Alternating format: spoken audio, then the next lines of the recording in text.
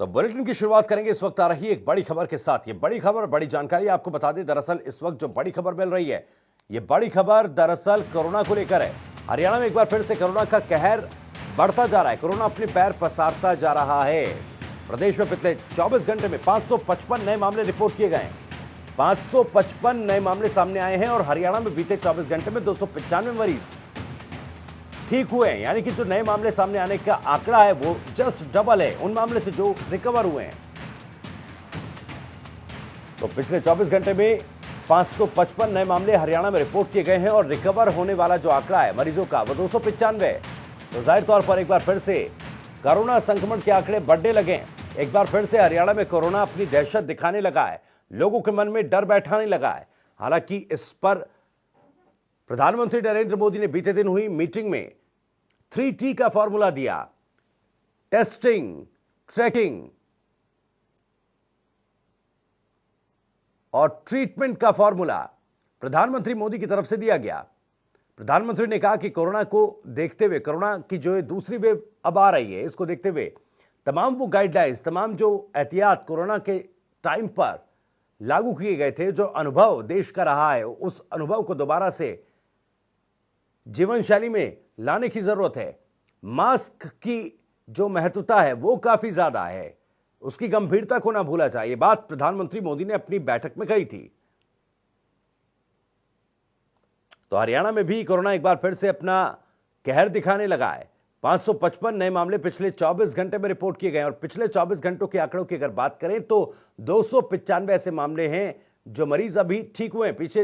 माफ कीजिएगा, बीते 24 घंटे में जाहिर तौर पर नए मामले सामने आने का जो आंकड़ा है वो दोगुना है रिकवर हुए आंकड़े से।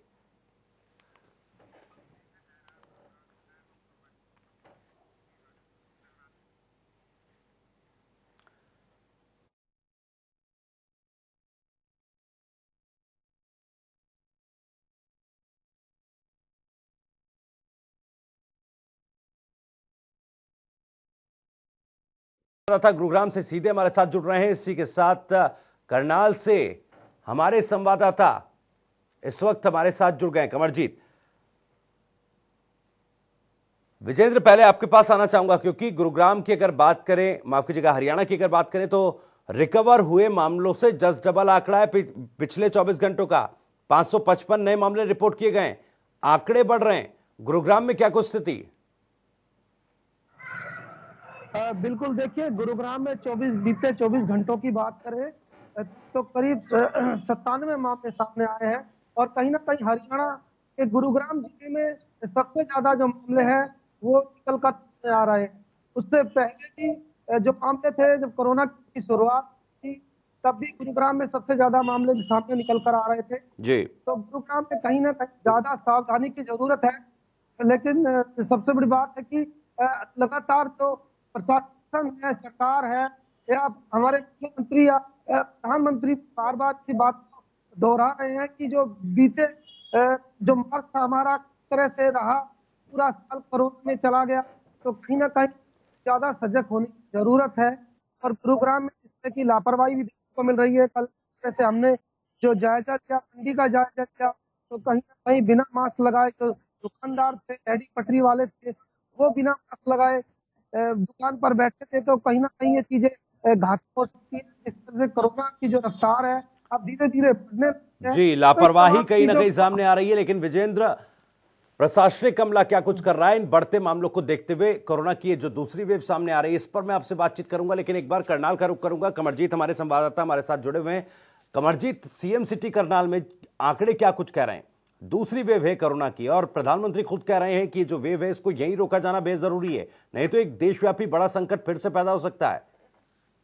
देखिए पिछले अगर बात करें तो लगातार मामले करनाल में बढ़ते जा रहे हैं। कल भी 97 मामले सामने आए थे जिनमें स्कूल के 9 बच्चे हैं और लगातार मामले बढ़ रहे हैं। लगातार इन मामले बढ़ने का कारण सबसे बड़ा एक है कि जो लोग कहीं ना कहीं अवेयर नहीं, लोग कोई भी किस तरह की कोविड की जो हदायतें हैं उनको पालन नहीं कर रहा, चाहे मास्क की बात हो, चाहे सोशल डिस्टेंसिंग की बात हो, चाहे दूसरे तमाम जो स्वास्थ्य विभाग द्वारा चीजें कही गई हैं उनको फॉलो नहीं करी। यही कारण लगातार जो मामले बढ़े। प्रशासन के द्वारा कल एक प्रेस रिलीज देर रात को जारी की गई थी कि कोई हर जगह पे चालान किए जाएंगे, चालानिंग की जाएगी, लेकिन फिर भी कहीं ना कहीं लोग मानने को तैयार नहीं है। जी जी, कमरजीत, जैसे आपने बताया कि 9 मामले स्कूलों से सामने आए हैं। 1 मई से शैक्षणिक सत्र जो है शुरू होना है, सरकार की तरफ से जो जानकारी दी गई है शिक्षा मंत्री की तरफ से। ऐसे में एक बड़ी चुनौती होगा किस तरीके से यहीं पर इन आंकड़ों को रोक लिया जाए, कोरोना के संक्रमण पर कंट्रोल कर लिया जाए, क्योंकि अगर शैक्षणिक सत्र शुरू होता है और ऐसे में मामले बढ़ते हैं तो कहीं ना कहीं बहुत बड़ी टेंशन बच्चों के लिए भी होगी,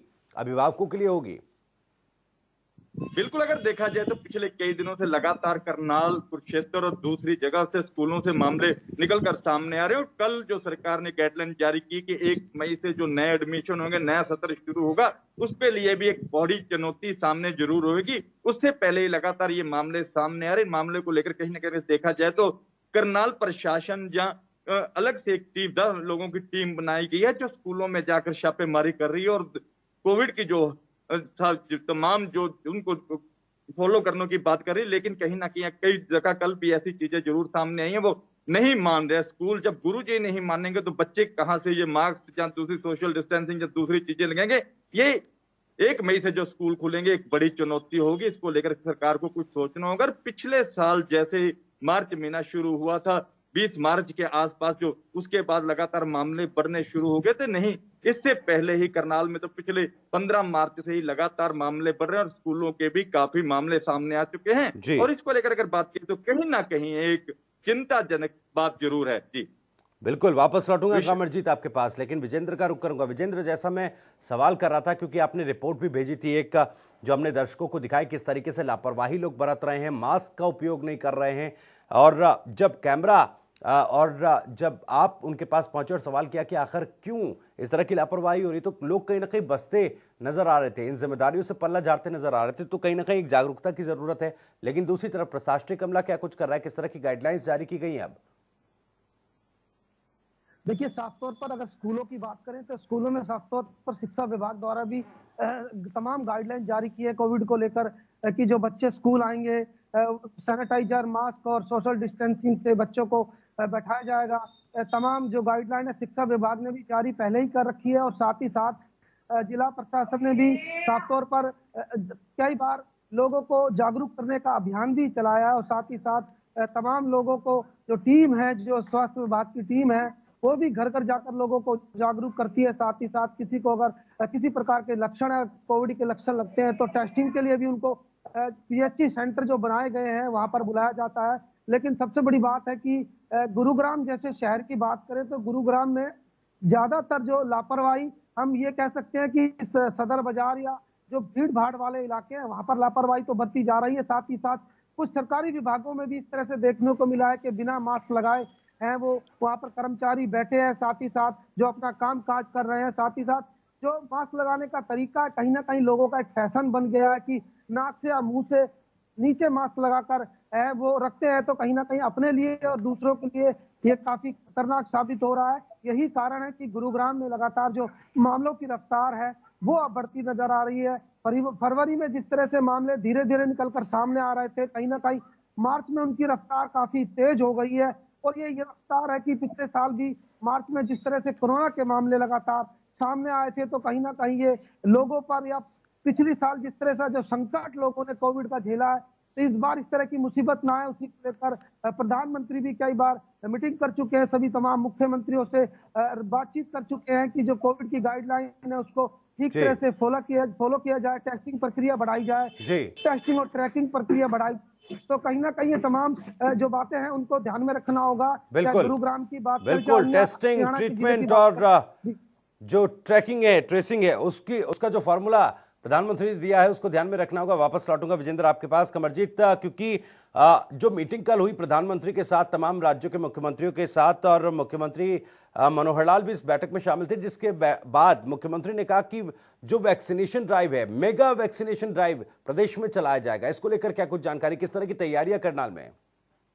देखिए, अगर बात करें इस चीज को लेकर, जो मुख्यमंत्री ने कहा कि मेगा वैक्सीन जो चलाई जाएगी, उसको लेकर अगर हर जगह पे सीएससी लेकर ब्लॉक तक कैसे इंतजाम जरूर किए गए और लोग वहां पर पहुंचना भी शुरू हो गए। सुबह से कई लोगों के फोन जरूर आए हैं। लेकिन कहीं ना कहीं अगर बात करें तो वैक्सीन पिछले कई दिनों से लगातार जारी है। जो पहले 50 साल के ऊपर वाले लोगों को वैक्सीन दी जा रही थी, अब सब जो भी जब दूसरे फील्ड वर्क थे उनको वैक्सीन दी जा रही है। लेकिन इस चीज को लेकर अगर बात की तो मुख्यमंत्री ने कहा कि हमारे 2 दिन जो है वो मेगा वैक्सीन को लेकर है, वैक्सीन दी जाएगी और इसको लेकर तमाम जो अधिकारी हैं, स्वास्थ्य विभाग के अधिकारी हैं या दूसरे लोग उनके तमाम उनसे साथ जुड़े हुए हैं और उनका यही कहना है कि हमारी ज्यादा से ज्यादा लोगों तक वैक्सीन पहुंचानी है और वैक्सीन का तीसरा चरण चल रहा है। इसको लेकर कहीं ना कहीं अगर बात की जाए तो लोगों को इस वैक्सीन के माध्यम से भी जागरूक करने की कोशिश जरूर करेगी, लेकिन कहीं ना कहीं हम खुद इसके जिम्मेवार हैं। हम खुद कोई भी जो कोविड की गाइडलाइन का पालन नहीं कर रहे और इसी के वजह से लगातार किसी भी मार्केट में आप जाएंगे, किसी भी जगह जाएंगे, आपको अमूमन ऐसी चीजें देखने को मिलेंगी।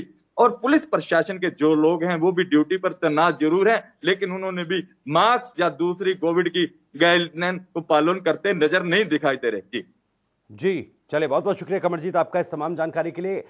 विजेंद्र आपका भी बहुत बहुत शुक्रिया इस तमाम जानकारी और बातचीत के लिए। नजर आप बनाए रखिएगा तमाम अपडेट्स पर, लगातार बातचीत आपसे करते रहेंगे, जानकारी आपसे जुटाते रहेंगे।